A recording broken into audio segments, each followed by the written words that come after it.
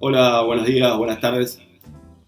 Hoy vamos a continuar con el segundo encuentro de este curso, El imperialismo en tiempos de desorden mundial. En el primero de estos videos realizamos un breve resumen de lo que serían las principales definiciones con las que surgió el imperialismo, un recorrido por las cambiantes condiciones históricas que atravesó la realidad mundial desde que esta teoría fue elaborada y un breve mapa de lo que son los debates que han atravesado y especialmente los debates contemporáneos, que es en lo que más discutimos en el libro que se basa este curso. Recuerden, si están viendo este video en YouTube, pueden encontrar los materiales del curso, otros videos y distintas herramientas en el campus virtual de la Izquierda Diario. Y van a encontrar también otros cursos, como decíamos la otra vez. Hay conceptos que tienen que ver con la economía política, que vamos a dar medio por sentados en este curso. Pueden encontrar en el campus cursos sobre la explotación capitalista o sobre el capital de Marx, que pueden resultar de ayuda para profundizar algunos de esos temas. Bueno, hoy en esta segunda reunión vamos a discutir lo que son las principales transformaciones que atravesó la economía mundial capitalista durante las últimas décadas, cómo se reconfiguró, lo que tuvo un gran impacto, como vamos a ver, en algunas de las relaciones que hacen al imperialismo, digamos. Lo que vamos a discutir con profundidad es en qué consiste la llamada internacionalización productiva, que, como vamos a ver, es para nosotros el sustrato fundamental, el principal transformación que tuvo lugar durante la llamada globalización, digamos, un concepto de globalización muy utilizado y poco profundizado en qué sería lo sustancial del proceso, digamos. En ese marco vamos a discutir qué efectos tuvo en términos del desarrollo desigual, que es una tendencia que siempre está presente en el capitalismo, pero que va adquiriendo distintos contornos según las condiciones y configuraciones de la economía mundial. Y en este marco, cómo se han planteado o replanteado las relaciones entre los países imperialistas, los países ricos y el resto del planeta. Bueno, como decíamos, la principal transformación de las últimas décadas es, desde nuestro punto de vista, la internacionalización productiva, la internacionalización de la producción, digamos. Que esto significa que para un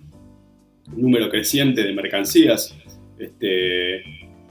manufactureras, pero también va llegando cada vez más a distintas áreas, incluso los servicios y demás, su eslabonamiento productivo tiene lugar en el terreno internacional, digamos. Esto no significa solamente algo que está presente desde el principio de la historia del capitalismo, que es que las mercancías se producen en un lugar y se consumen en otro. Ese intercambio, esa exportación de mercancías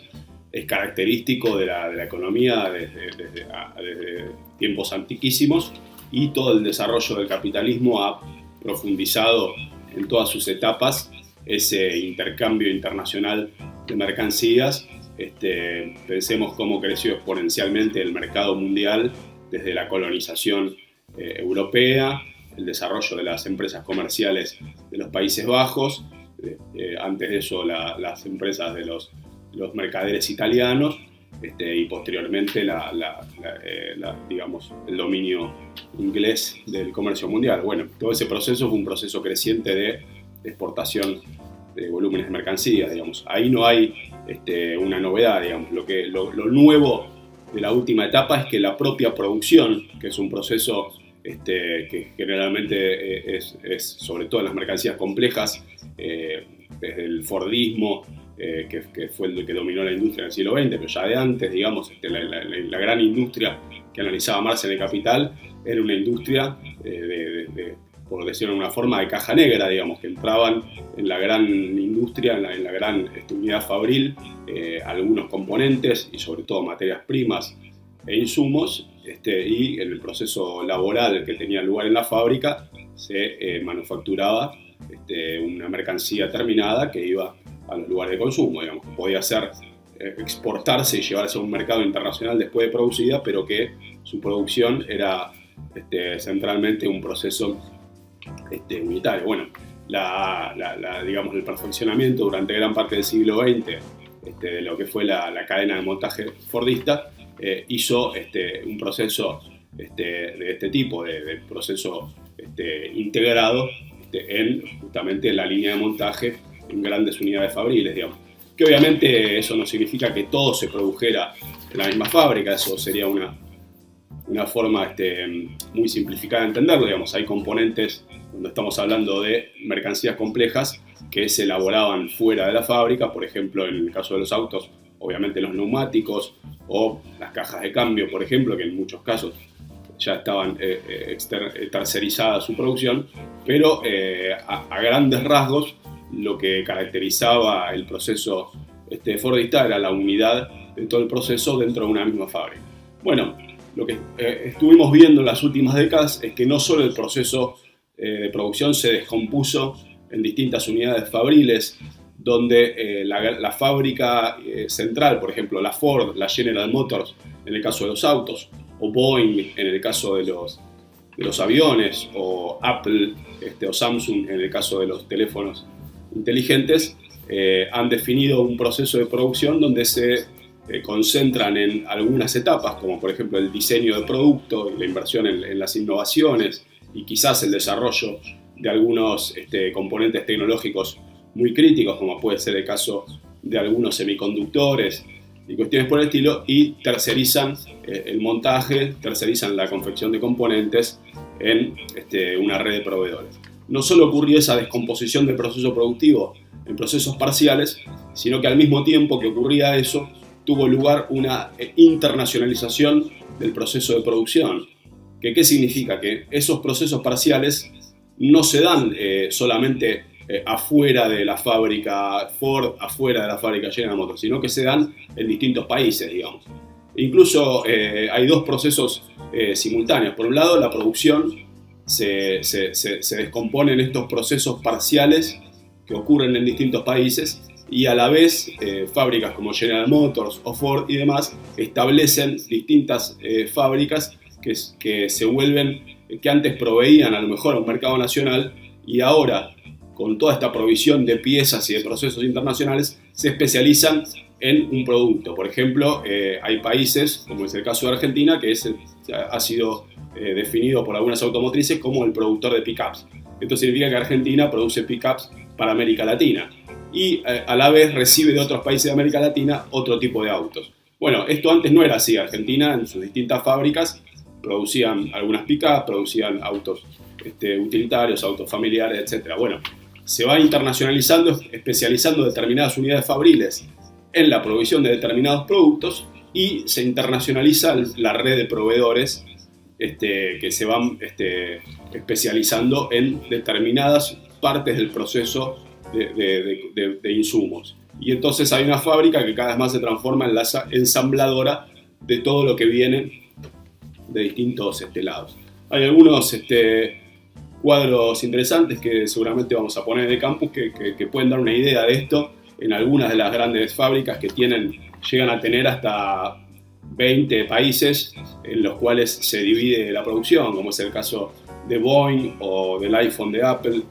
Es muy interesante, digamos. Bueno, entonces lo que estamos diciendo es que lo novedoso de lo que vemos en las últimas décadas es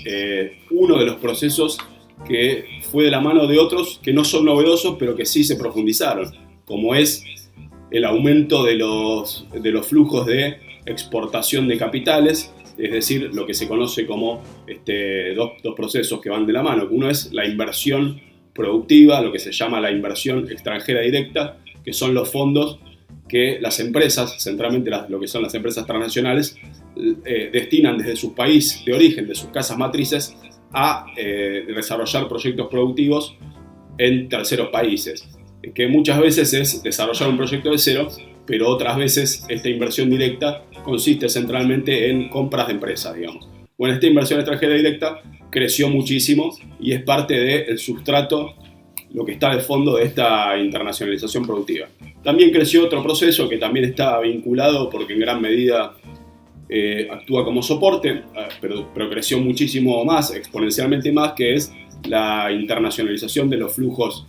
financieros, que muchas veces tienen que ver con cuestiones que solo están indirectamente ligadas a esta internacionalización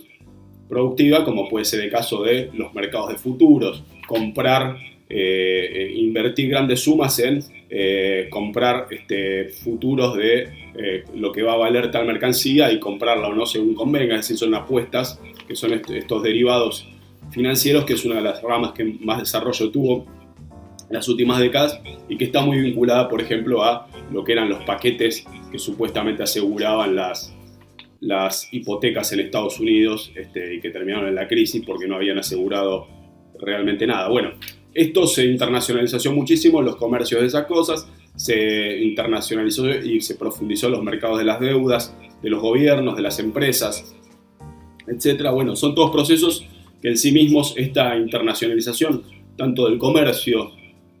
o sea, el aumento de los volúmenes del comercio internacional, el aumento de los volúmenes de inversión directa, el aumento de los flujos financieros, son todos procesos que crecieron, registraron un aumento en sus volúmenes de la mano de la internacionalización productiva y son parte de los fenómenos que se analizan y que se mencionan cuando se habla de la globalización, pero como decíamos, el sustrato de lo que consideramos verdaderamente novedoso es, dentro de estos procesos, es de la internacionalización de la producción, que porque primera vez hace que el capital en su caja negra, esa parte de la producción, que es donde se genera la ganancia, la plusvalía, es un proceso que opera en el terreno internacional, en el terreno de ensamblar las mercancías en procesos subdivididos en distintos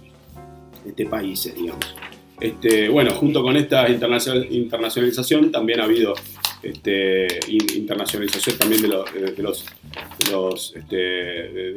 del conjunto de los movimientos, y sobre todo lo que estamos hablando es de una internacionalización de la relación capital-trabajo, como vamos a ver, en el sentido de que participa, digamos, un capital que vio crecer sus volúmenes de transnacionalización, participa de manera directa en la explotación de distintas fuerzas de trabajo y poniendo en competencia unas con otras en unas escalas nunca vistas, digamos. Ya nos vamos a detener en eso. Pero antes de eso, bueno, una pregunta importante a responder es ¿por qué se dio ahora este proceso de la internacionalización productiva? ¿Por qué no antes? ¿Qué es lo que lo permitió en este momento? Bueno, es una respuesta que involucra varios aspectos. Seguramente, a los fines de simplificar, dejaremos algunas causas importantes afuera, digamos, pero bueno, trataremos de definir los aspectos centrales que creemos que explican esta internacionalización. En primer lugar, tenemos que partir de lo que fue la crisis del esquema al que me referí brevemente antes, que es el esquema de acumulación basado en el Fordismo, que caracterizó todo lo que fue el boom de posguerra en las economías imperialistas, digamos, la reconstrucción de Europa después de la Segunda Guerra Mundial, basada en gran medida, como mencionamos un poco en la reunión anterior, en enorme ayuda crediticia realizada por Estados Unidos, que aportó inversiones, aportó créditos, aportó tecnología y metió a sus empresas en los países europeos, obviamente porque eso servía y iba en interés de los capitales norteamericanos, pero también mirando al riesgo de que en esos países no se lograra asentar exitosamente la acumulación capitalista y el avance de la Unión Soviética y sus aliados no se detuviera en Alemania del Este, sino que pudiera ir más allá si el capitalismo entraba en un sacudidones y crisis como los que habían sido en la entreguerra, digamos. Bueno, entonces esa estabilización con enorme inversión y ayuda norteamericana y basado en la destrucción que había producido la guerra, que hizo caer los salarios, destruyó valor de capital, industrias en gran escala y dejó una especie de tierra arrasada en países como Alemania, Francia, Italia y en menor medida Gran Bretaña, pero también muy significativo para volver a restablecer la acumulación sobre la base de las nuevas tecnologías más modernas que aportaba Estados Unidos. Bueno, sobre la base de ese proceso se dio la reconstrucción de posguerra y un boom de posguerra que ya Estados Unidos lo venía beneficiándose de un boom durante la guerra, digamos, porque la guerra significó la salida definitiva de la Gran Depresión en Estados Unidos y significó poner a todo el aparato productivo a producir para la guerra, con enormes inversiones del Estado y tasas de crecimiento formidables. Bueno, Europa se sumó a esto durante la reconstrucción y se dieron los años del llamado boom de posguerra, que empezó a declinar a finales de los 60, pero se mantuvo más o menos hasta mediados de la década siguiente, digamos. Bueno, el agotamiento de ese boom, que responde a distintas causas, pero una de fondo es que se había agotado el ciclo de inversiones, la inversión productiva resultaba cada vez menos rentable en el contexto, digamos, de lo que eran las regulaciones de posguerra, estas políticas de llamado pleno empleo, que obviamente no era tal, pero era un empleo muy reducido, un desempleo muy reducido, perdón, mucho gasto público, que venía teniendo resultados cada vez más inflacionarios y todo el contexto de baja rentabilidad desestimulaba la inversión, hacía difícil también cumplir con los créditos, se daban políticas de sostener subsidio a los créditos porque las tasas se mantenían más bajas que la inflación para que las empresas pudieran afrontarlos, pero así todo la inversión era débil, el crecimiento era débil y se daba este proceso inédito de estanflación, estancamiento con inflación, que no habían atravesado las economías ricas previamente. Digamos. La idea es que la inflación en general es por el recalentamiento de las economías, que es un poco como tal vez se está discutiendo hoy. Bueno, esta idea de economías estancadas con inflación era muy contraintuitivo. Bueno, esta trampa, digamos, de economía que no se invertía, que estaba estancada, que no crecía, exigía en términos capitalistas, para recuperarse, una reestructuración muy profunda, digamos, que en general, y como se había visto durante la guerra y previamente con la depresión que siguió a la crisis de 1929, la salida, digamos, capitalista a esta crisis es una destrucción de valor en gran escala, que significa cierre de empresas, significa despidos, desempleo masivo, todas cuestiones que obviamente socialmente son muy riesgosas, digamos, sobre todo en un momento como los años 60 y 70, donde se atravesaba procesos de revoluciones y lucha de clases muy aguda en todo el mundo, pero también en los países imperialistas, que en ese momento impulsar una reestructuración de la economía era echar nafta al fuego, digamos. Bueno, entonces en este contexto la internacionalización de la producción va a transformarse en una vía para realizar de manera sinuosa, parcial, en etapas, una reestructuración de la producción para salir de esta trampa e ir destruyendo valor y reconfigurar la rentabilidad para las empresas imperialistas. Esto es el proceso, en última instancia, al que buscaba dar salida, digamos. Ahora, esto se pudo realizar con la internacionalización productiva porque hubo una serie de condiciones que lo hicieron posible. En primer lugar,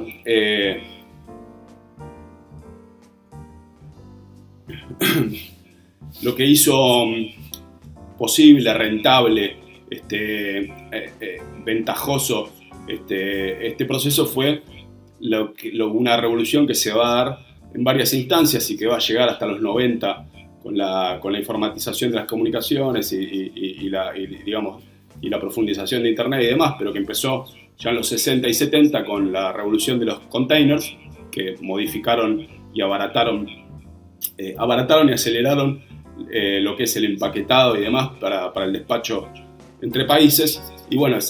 fue el puntapié inicial de una serie de transformaciones que se apoyaron mucho en la informática e Internet,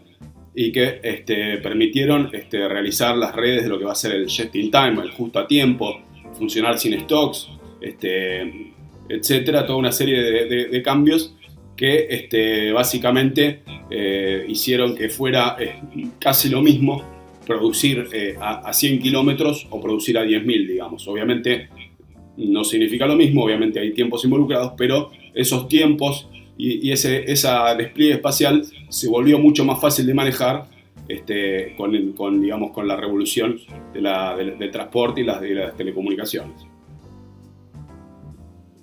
Entonces ese es un prerequisito técnico importante que se dio a partir de este momento, digamos. Un segundo cambio, o una segunda cuestión, tiene que ver con el hecho de que a partir de los 70 u 80, en esos años se fue haciendo posible para la principal potencia imperialista hacer concreción de un designio de lo que era el objetivo, por decirlo de alguna forma, de esta potencia imperialista que es Estados Unidos a la salida de la Segunda Guerra Mundial. Que a la salida de la Segunda Guerra Mundial no lo pudo materializar plenamente, pero posteriormente sí, y a lo que nos estamos refiriendo es a la creación de un espacio, un orden capitalista transnacional de lo que es las economías capitalistas, mucho más integradas en términos comerciales, es decir, impulsando baja de aranceles, impulsando la reducción de cualquier tipo de licencia no automática al comercio interior, de todo lo que impida o trabe el comercio entre países, buscando, digamos, en cada caso la protección de sus mercados nacionales y demás. Bueno, es decir, lo más parecido a un esquema de libre comercio, digamos. Este objetivo Estados Unidos solo lo logró parcialmente a la salida de la guerra por distintos motivos. Por un lado, porque tuvo que convalidar, como habíamos dicho antes, además de las inversiones del Plan Marshall y demás para ayudar a la reconstrucción de los países europeos, tuvo que convalidar en esos países que impusieran determinados márgenes, restricciones digamos, a esta apertura e integración de capital, vinculado a la defensa de que la reconstrucción se diera de la mano de que sus capitales nacionales, sus empresas, se reconstruyeran, digamos. Bueno, eso significó un límite el pleno compromiso con la apertura económica. Y en el caso de el mundo dependiente, de los países semicoloniales, o los que se estaban convirtiendo en ese momento o en los años siguientes a la guerra, se van a convertir en países soberanos formalmente después de haber sido colonias. Bueno, había toda una serie de, digamos, hagamos lo que los países imperialistas hicieron para desarrollarse y no lo que nos dicen que hay que hacer, digamos, es decir, no aceptemos las políticas de libre comercio, apertura económica y demás, sino que hagamos como hizo Estados Unidos o como hizo Alemania durante los años de Bismarck, protejamos las economías, establezcamos aranceles al comercio,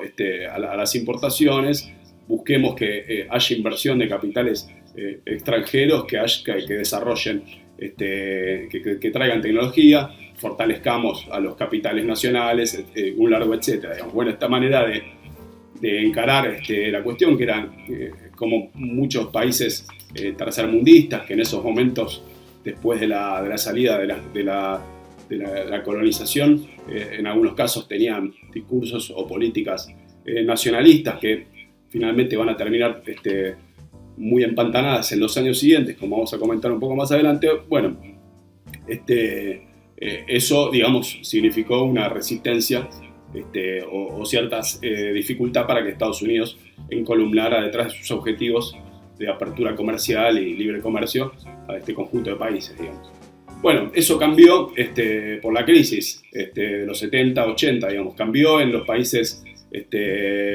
imperialistas porque en el caso de Alemania, de Japón, de Francia, Gran Bretaña, pasaba al igual que en Estados Unidos, que estaban necesitados de reestructurar sus capitales. Y en todos los casos se veía también que esta reestructuración había que hacerla de tal manera que les permitiera a todos hacer más competitivas sus empresas y mejorar su despliegue internacional, digamos. Entonces, la misma consideración que dijimos antes de cómo hacer esta reestructuración, si era un choque fuerte de clases y la necesidad, digamos, de fortalecer la competitividad de sus empresas, las hacía ver de otra forma lo que en el caso de algunos países europeos había sido una cierta reticencia a ir hasta el final con el hecho de la integración económica, que obviamente no fue una cosa estanca, digamos, entre los años posteriores a la guerra y los años 70 fue avanzando mucho. Estados Unidos lanzó lo que fue el precursor de la OMC, que era el Acuerdo para el Comercio de las siglas GATT. Bueno, con eso hubo avances paulatinos, pero siempre por detrás de los objetivos de Estados Unidos. Pero cada vez más fue logrando encolumnar a los países imperialistas detrás de su meta. Centralmente el aspecto que resultó definitorio fue la crisis, que fue una crisis, por decirlo de alguna forma, en espejo de los países dependientes, que entraron en una serie de crisis de deuda devastadoras, después de haber, durante los años de lo que hablamos antes como la estanflación, un proceso que tuvo que ver mucho con el alza inflacionaria, que fue el de los países petroleros, que vieron crecer formidablemente el precio del petróleo. En gran medida lo impulsaron a través de los recortes de producción que hacía la OPEP. Y bueno, esos países productores de petróleo se encontraron con fondos formidables que los bancos internacionales canalizaron en buena medida hacia el endeudamiento de países dependientes. Y cuando ese proceso empezó a cortarse, se volvió insostenible el pago de esas deudas, entre otras cosas porque Estados Unidos, que es el que regula a través de sus tasas de interés domésticas cuánto cuesta endeudarse en el resto del mundo, subió abruptamente las tasas de interés a finales de los 70 y comienzos de los 80 para frenar el alza inflacionaria interna. Lo que se llamó el shock Volcker fue el paso final de eso, que fue un aumento abrupto de la tasa de interés que gatilló la imposibilidad de los países afrontaran sus deudas, empezando por la crisis de la deuda en México. Bueno, esa crisis fue el puntapié inicial de una transformación que ya se venía esbozando, pero que se dio con todo a partir de ese momento, que es la conversión del FMI, el Banco Mundial y otras instituciones en garantes e interventores de los acreedores, que hasta ese momento no lo eran tan desembosadamente, pero a partir de esa crisis se convierten en interventores de las economías en función de garantizar los intereses de los acreedores para que puedan cobrar sus deudas,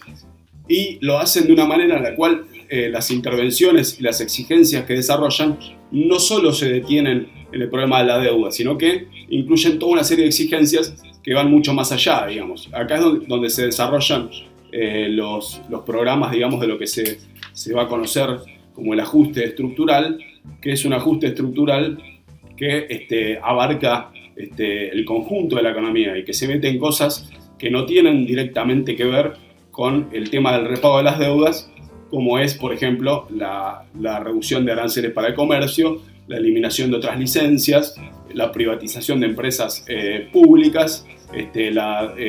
desregulación, digamos, de lo que son los movimientos de capitales para facilitar que entren y sobre todo que puedan salir sin restricciones los capitales de las empresas transnacionales o el capital financiero, y un largo etcétera, digamos. Bueno, es interesante, digamos, hay un libro de una economista argentina, Noemí Brenta, que analiza cómo hasta los años 60 o 70 los acuerdos del FMI tenían 10 cláusulas de condiciones más o menos, y que eran mayormente focalizadas en cómo los países reequilibraban su balance externo, su cuenta corriente, su cuenta de capital, es decir, cómo ajustaban la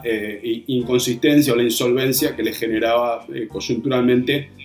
su flujo que los había obligado a devaluar o los había llevado a una encerrona por el estilo y no les permitía afrontar sus compromisos externos. Bueno, en los 80 y en las décadas siguientes pasamos de esas 10 cláusulas más o menos a más de 100 cláusulas en algunos acuerdos, y que tenían que ver con cosas que nada o poco tenían que ver con este reequilibrio de las cuentas externas o con el problema de las deudas, digamos, sino que se metían en todos los aspectos de la economía. Y bueno, gran parte de lo que se metió el FMI fue forzar a las economías a reducir sus programas de protección al capital local, reducir sus metas de industrialización por sustitución de importaciones, que es el esquema, digamos, que había seguido, por ejemplo, Argentina, pero también Brasil y otros países desde los años 30 o 40, que habían buscado un poco de contragolpe durante la crisis de los años 30 de fortalecer la producción local manufacturera, digamos, para ser menos dependiente de la industria importada. Bueno, el FMI tuvo un fuerte objetivo a partir de los 70-80 de eliminar cualquier tipo de estímulo a estos sectores. Bueno, todo ese conjunto de medidas iban a favor, digamos, de que los países de la periferia, los países dependientes, debieran focalizarse, digamos, en cómo insertarse internacionalmente. Y eso para algunos países era radicalizar lo que siempre había sido desde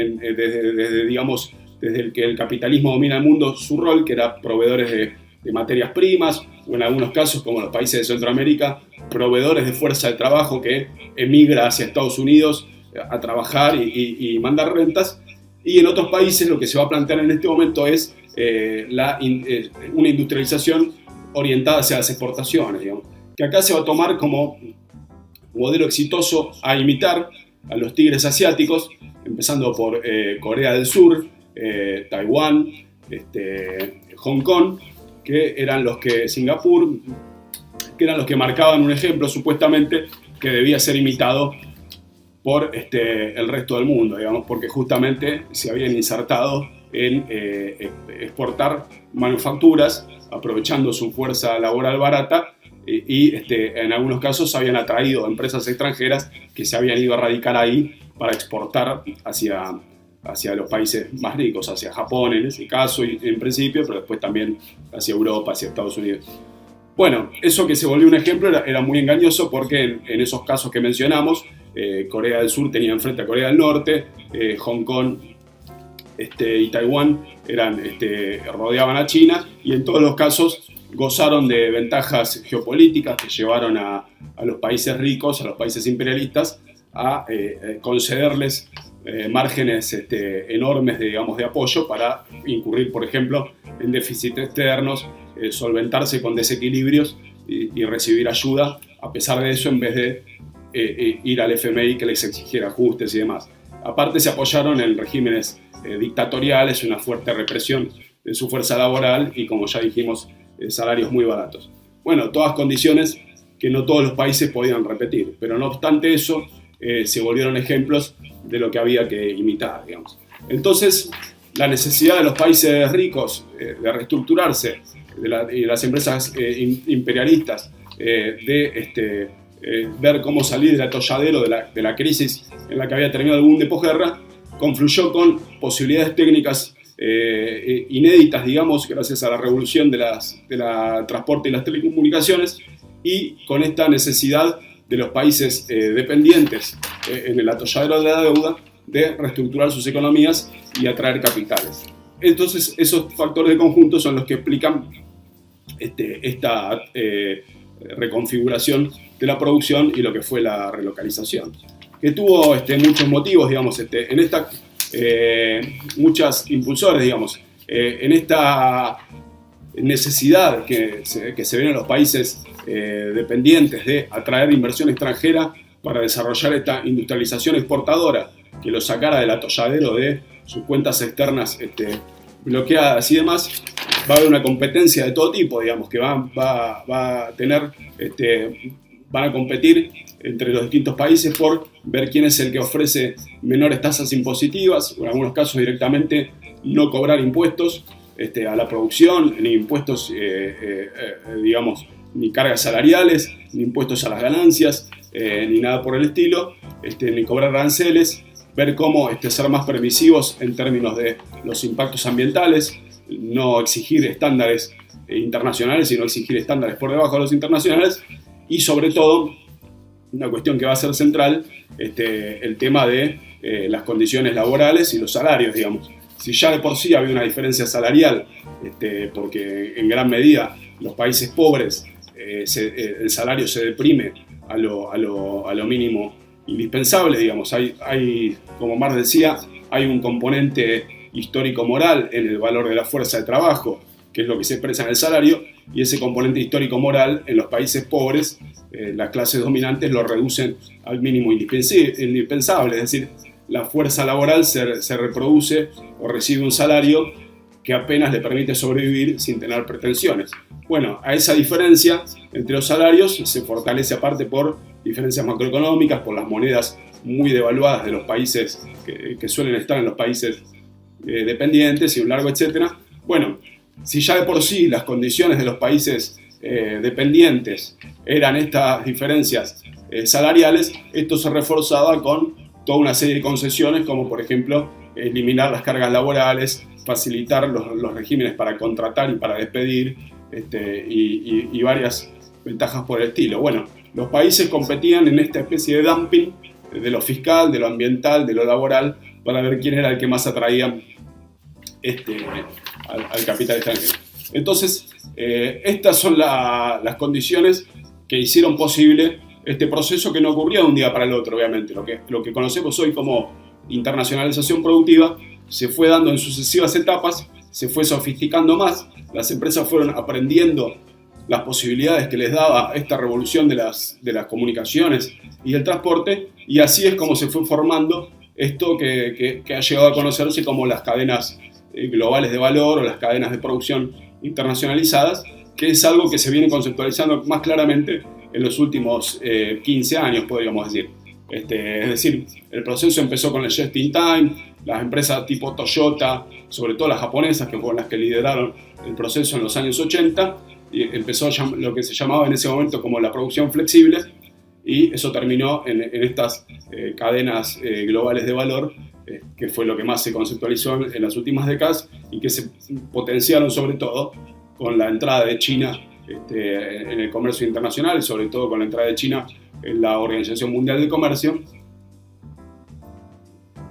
y con la formación de la propia Organización Mundial del Comercio, que fue en la década del 90, que fue una de las mayores conquistas para esta ambición que decíamos que Estados Unidos tuvo desde la posguerra, pero que pudo materializar recién a partir de los 80, que es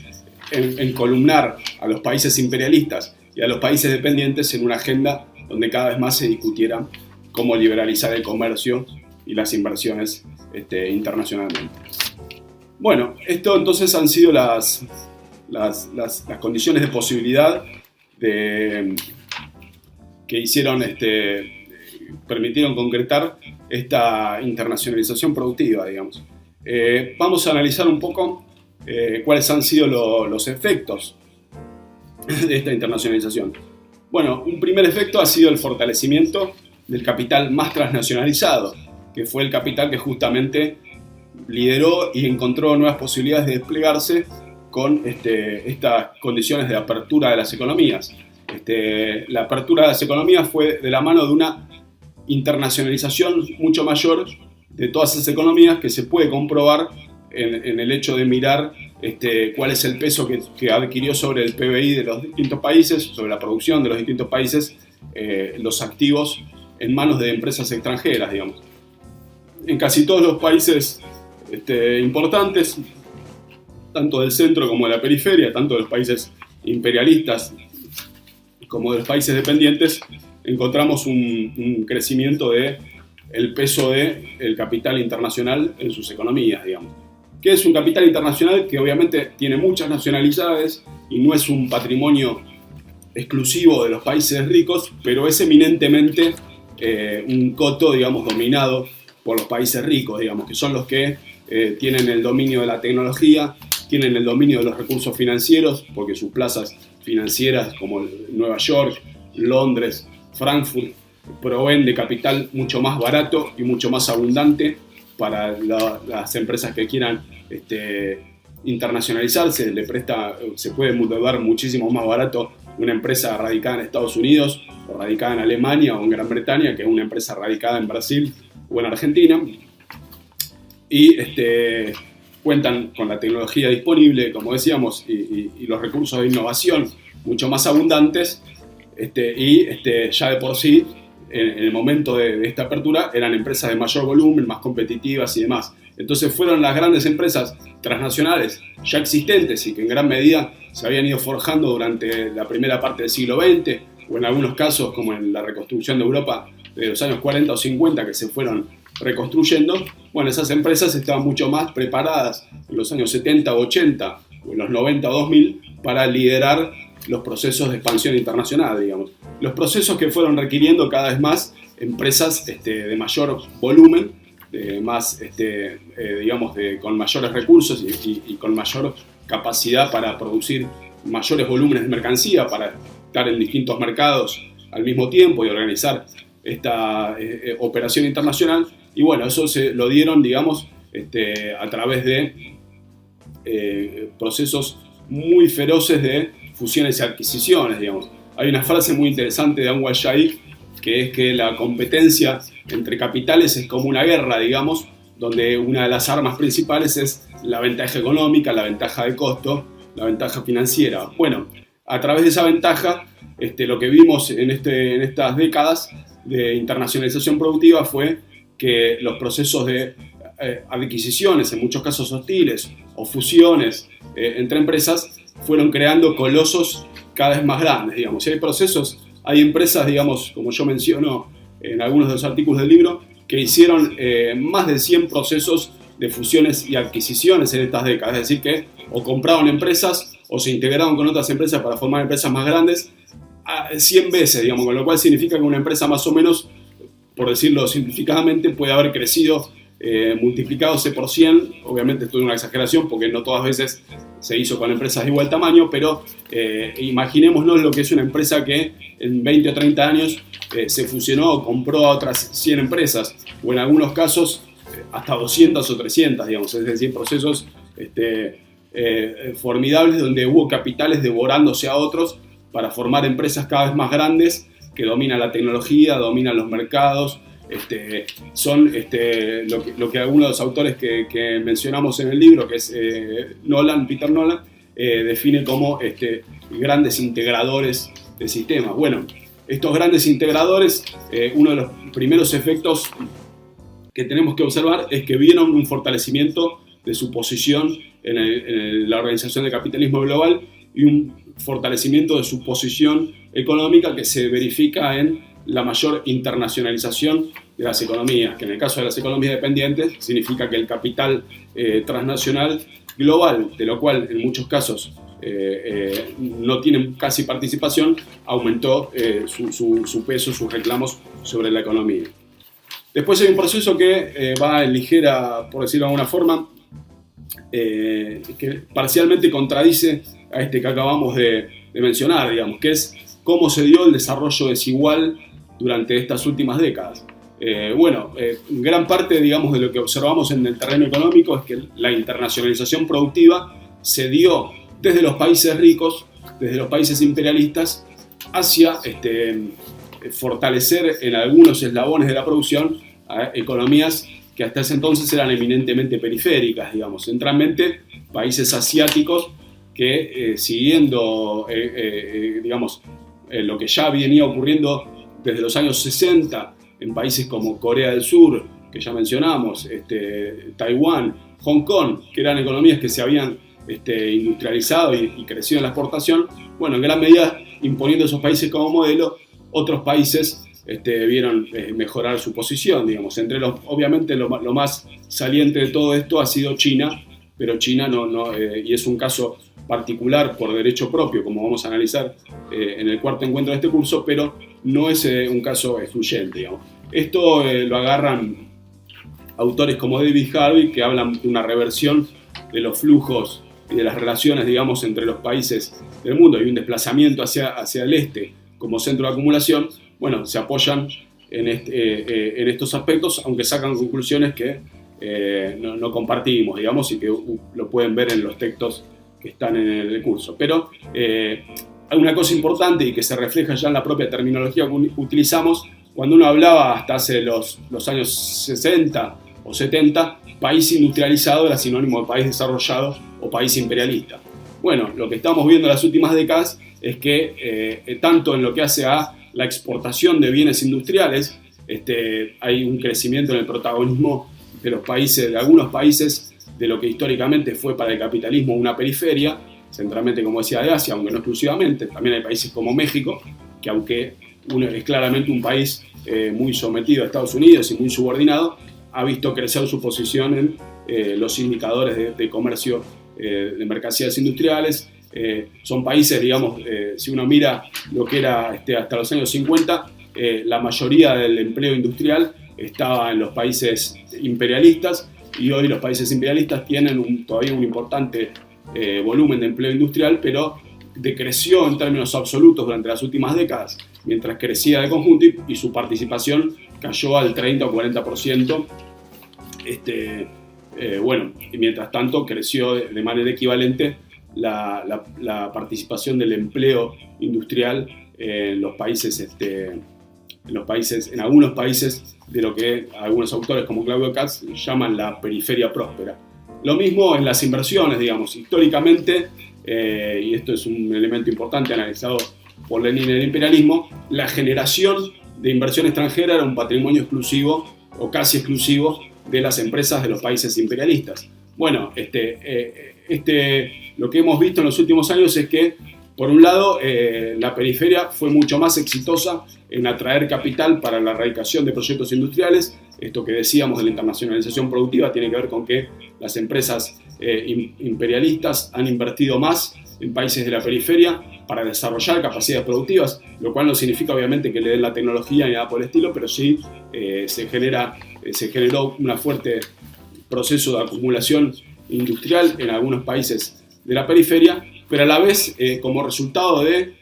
un éxito parcial en insertarse internacionalmente y en beneficiarse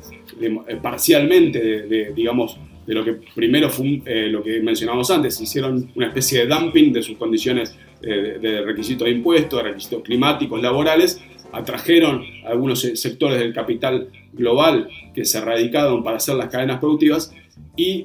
como resultado de ese proceso algunos países han generado una masa crítica que les permite también convertirse en inversores extranjeros, enviar capitales a otros países y demás, que hasta hace poco era algo que casi exclusivamente lo hacían los países ricos imperialistas. Bueno, ahora hay países de la periferia que participan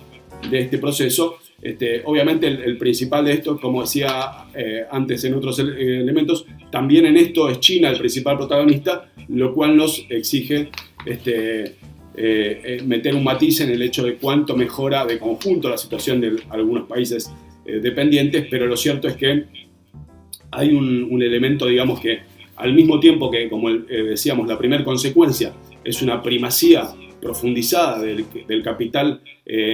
transnacional, mayormente imperialista, en los principales eslabones, digamos, de la producción global. Al mismo tiempo hay un cierto desplazamiento, un desarrollo desigual que dio un cierto balance favorable en algunos aspectos a una periferia próspera. Ahora, el límite de este proceso es que cuando uno mira de conjunto las desigualdades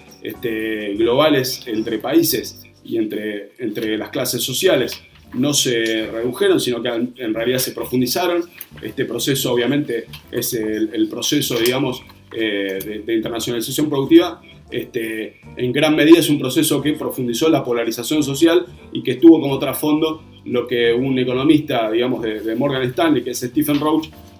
calificó como el arbitraje social, el arbitraje laboral realizado por las multinacionales. Esto que mencionábamos un poco antes cuando explicábamos que entre las distintas beneficios que los países emergentes, como lo llaman a veces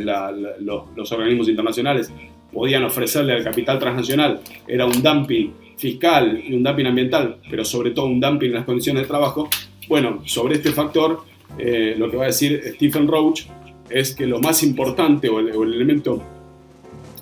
más novedoso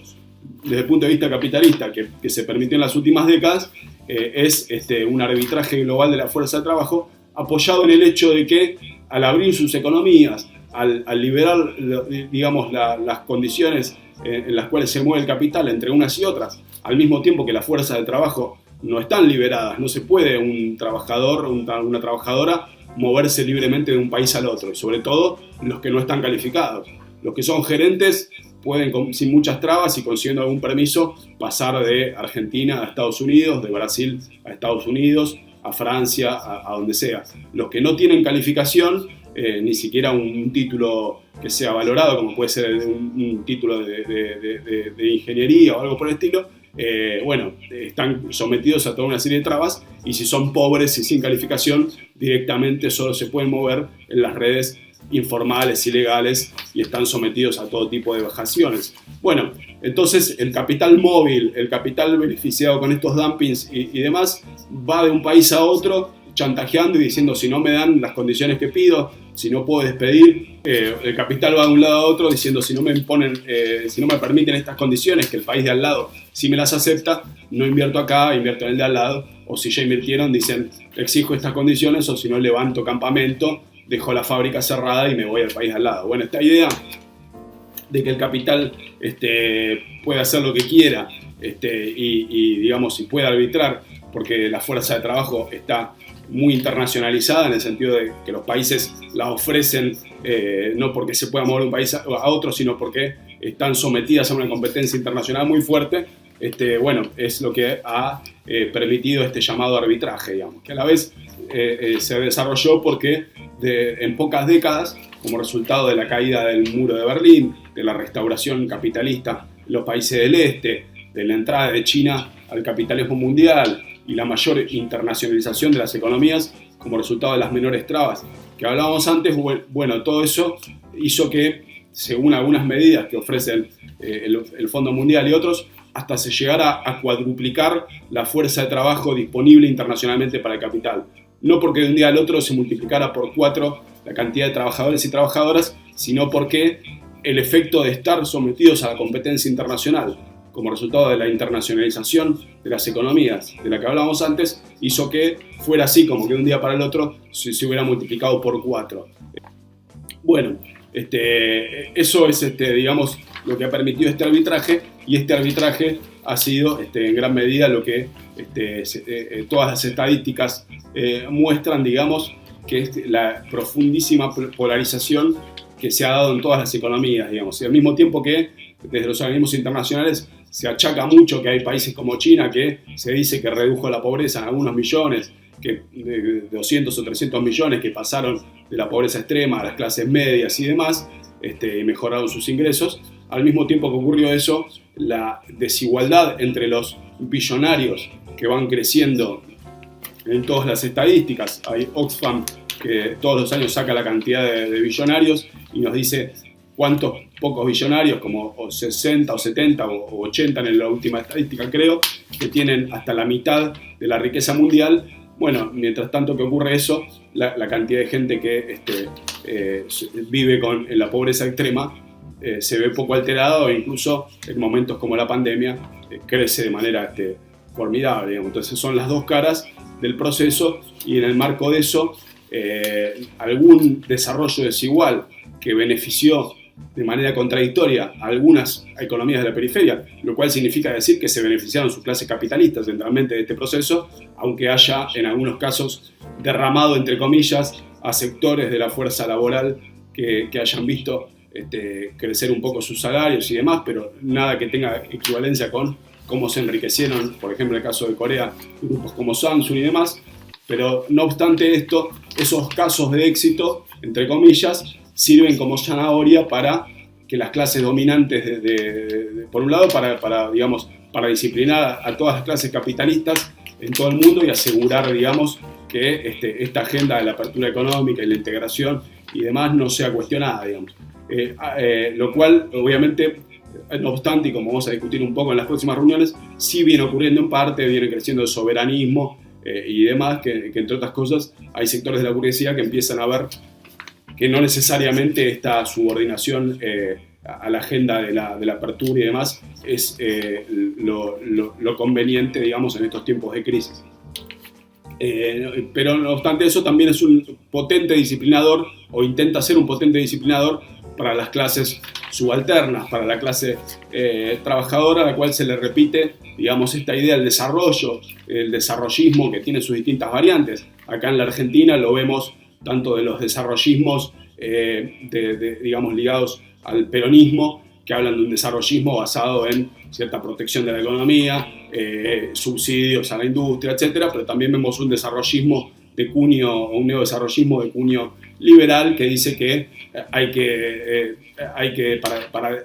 liberar las potencias del capital y acelerar la economía, y discursos de distintas variantes, hay que sacarle las trabas al capital, sacar las trabas para contratar, etcétera, y así vamos a lograr una economía exitosa e insertada internacionalmente, que en el caso actual ese discurso se renueva y dice no solo es exportaciones agropecuarias, sino también es economía del conocimiento y demás. Bueno, son las dos variantes de esta idea de que hay que lograr un desarrollo. La segunda variante es la más afín, digamos, a esto de las cadenas de valor y demás, pero bueno, hay una zanahoria ahí de que si algunos países lo lograron, otros también pueden, y es necesario para hacerlo amoldarse a las exigencias del capital. Bueno, los casos de éxito contradictorio y digamos con muchas paradojas, como los que mencionábamos de las economías recientemente industrializadas, si bien en ninguno de los casos se comprueba que ninguno de esos países haya abandonado su condición subalterna, y por ende son casos de éxito muy relativo, y en muchos casos muy sometidos a los vaivenes de la geopolítica y de la economía internacional, pero sirven sí como ideología para que el resto de los países se abriguen, y sobre todo las clases dominantes creen en algunos sectores de las clases subalternas, cada vez más difícil de sostener, la ilusión de que ahí hay un ejemplo a seguir y un modelo que pueda servir de disciplinador para que el capital mantenga su hegemonía, digamos, sobre esos sectores y sobre el proyecto cada vez más excluyente de la globalización, que sigue siendo eminentemente neoliberal, digamos. Bueno, finalmente, para ir cerrando, una idea, digamos, o una conclusión de esta internacionalización productiva es que para luchar contra la opresión del imperialismo y para pensar proyectos alternativos, algo que sí fue haciendo mucho más claro durante todo el siglo XX, pero que se radicalizó, por decirlo de alguna forma, durante esta época de la internacionalización productiva, es que no hay sectores de la burguesía que puedan ser considerados ni mínimamente aliados para cualquier enfrentamiento a las condiciones del imperialismo y las condiciones del capitalismo global. Esto ya en las décadas de 1920 se pudo comprobar claramente. La experiencia de los movimientos por la liberación mostró rápidamente cómo la burguesía, e incluso aunque eran movimientos en muchos casos nacionalistas burgueses, es decir, que supuestamente era una pelea contra el imperialismo por la liberación nacional en términos capitalistas, pero muchas veces la clase capitalista se alienó, se desentendió o incluso se volvió enemiga de movimientos de este tipo. Bueno, en los años actuales, los movimientos que subsisten y que se dicen nacionalistas o del desarrollo nacional, etcétera, están completamente adaptados a que la módica modificación que se puede hacer de la situación internacional y demás no es de ninguna manera antiimperialista o ni siquiera de enfrentar al peso de la extranjerización, sino en los márgenes que deja eso y en los márgenes que dejan los acuerdos internacionales que subordinan a las economías periféricas al imperialismo, como puede ser la participación en la Organización Mundial de Comercio, los tratados de inversión internacionales, tribunales como el CIADI, que está armado por el Banco Mundial para juzgar a los países en su relación con las empresas multinacionales. Bueno, en los márgenes que deja todo eso, tratar de hacer algo, digamos. Y no hay ningún sector de la clase dominante, de la clase capitalista, ni grande ni pequeño, que pueda ser considerado aliado en ninguna lucha seria contra el imperialismo. Bueno, y ya para ir cerrando me voy a referir por último a algunos de los debates que recorren el libro, que es a partir de un planteo que hace John Smith. Como van a ver en el libro, John Smith es un autor al que hacemos mucha referencia, entre otras cosas porque es uno de los autores marxistas que más se metieron y más en profundidad analizaron la cuestión de las cadenas globales de valor. Es centralmente el principal aporte desde el marxismo para intentar teorizar cómo se produce la explotación a través de estas cadenas de valor. Y ahí el autor propone retomar un concepto que fue más desarrollado por uno de los marxistas dependentistas, que era Rui Mauro Marini, que es el de superexplotación, digamos. Lo que va a decir básicamente Smith es que a través de las cadenas de valor, aprovechando las diferencias salariales entre los países ricos y los imperialistas y lo que él llama el sur global, las empresas básicamente con base en los países imperialistas van a desarrollar una superexplotación que les va a permitir obtener super ganancias. Bueno, lo que dice Smith es sugerente en el sentido de poner de relieve la relación entre las diferentes tasas salariales, las diferentes remuneraciones y lo que permite eso en términos de ganancias para el capital internacional. El autor va a hacer una referencia muy importante al hecho de que las empresas imperialistas van a los países periféricos con su tecnología y por ende con su productividad, y entonces tienen la productividad de los países ricos y los salarios de los países pobres, y entonces ahí amasan una diferencia extraordinaria, y esa diferencia extraordinaria es lo que va a identificar con la superexplotación. Ahora, la superexplotación en términos marxistas es definida como una explotación que va más allá de los niveles normales, digamos. Recordemos que en la teoría de Marx la explotación es la relación característica del capitalismo que tiene que ver con la apropiación de trabajo no pago que realiza toda la fuerza de trabajo que opera sometida al capital, digamos. Es decir, en cada jornada laboral, cada trabajador y trabajadora produce una cantidad de valor durante su jornada laboral que es mayor a el valor que necesita, que el capital le tiene que entregar para reponer el valor de la fuerza de trabajo, es decir, lo que paga por el salario. Lo que paga por el salario es una fracción de lo que se produce como valor durante la jornada laboral, y el resto se lo apropia sin entregar ningún tipo de equivalente el capitalista. Y esta relación permite que cada día, por lo que recibe de salario, él y la trabajadora pueda volver a presentarse a trabajar, alimentarse. Es decir, el salario en esta tasa de explotación normal es suficiente para asegurar la reproducción de la propia relación capitalista, que es una relación que en última instancia la produce la fuerza de trabajo al producirle una ganancia al capital, digamos. Esa es la principal conclusión de Marx. Bueno, lo que va a decir, digamos, la superexplotación, que es lo que plantea Smith,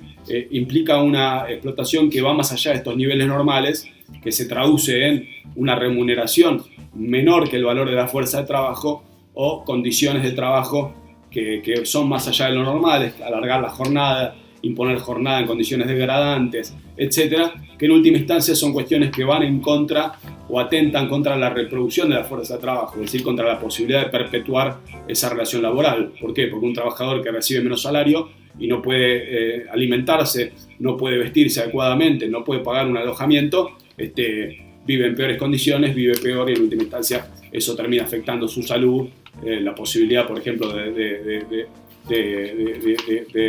seguir presentándose cada día, y en última instancia no hay reproducción de la fuerza de trabajo ni de la relación de explotación, digamos. Bueno, la cuestión de lo que plantea Smith es que se confunde un poco, digamos, en qué medida el capital se beneficia de condiciones de explotación que son diferentes en distintas regiones del planeta, porque, como decíamos, en algunos lados de los países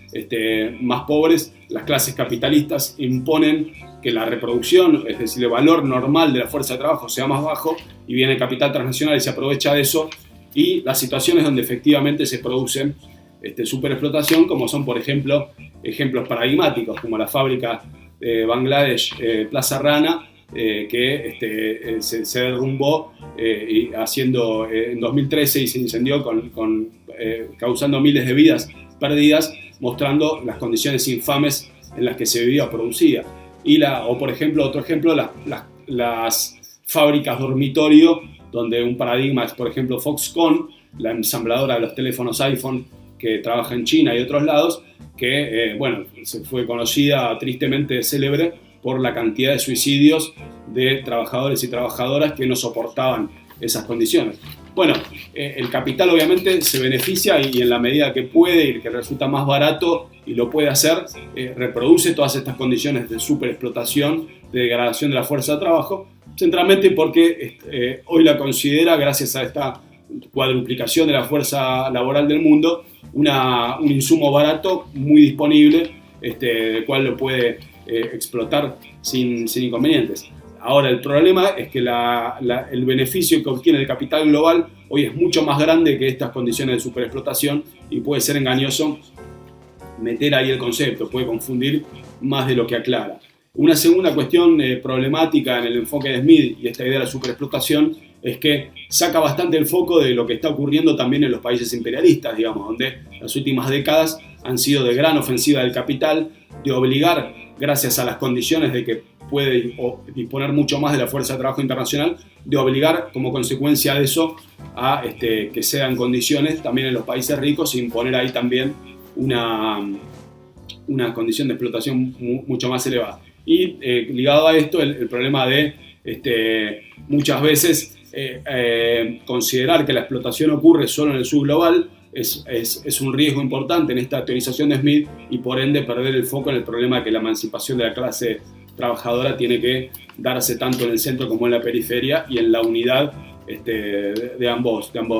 luchas, digamos. Si no hay emancipación de conjunto, no hay derrota del imperialismo y no hay organización de un sistema superior que solamente con el desarrollo capitalista actual puede plantearse en términos internacionales. Bueno, finalmente hay otros debates que van a encontrar, no tanto en el libro como en algunos artículos más recientes que los invito a leer, como el problema de cómo dar cuenta de las situaciones de estratificaciones intermedias que durante estas décadas de internacionalización capitalista de la producción y del desarrollo desigual que mencionábamos previamente, han planteado